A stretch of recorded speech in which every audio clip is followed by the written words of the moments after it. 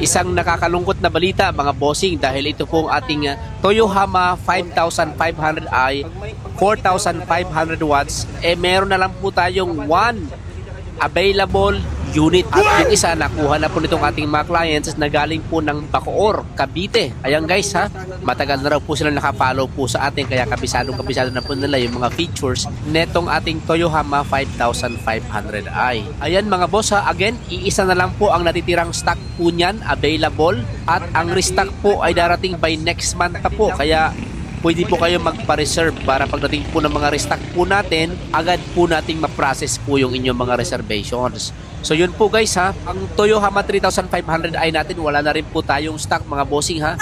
At ang Toyohama 7500i meron pa po tayong available na 4 na piraso. Ayan guys ha, ganyan po tayo kabenta dito po sa MJDT Power Tools Trading.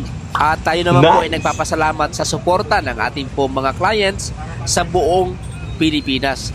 Again, going back to our topic guys, maraming salamat pala kay Sir Richard Minor at sa kanya pong wife sa pag-avail po ng ating generator. Ang mga diesel generators natin guys, available po sa MJDT Power Trading. Tumawag lang po kayo sa mga numbers at sa po mga social media accounts. Maraming salamat po.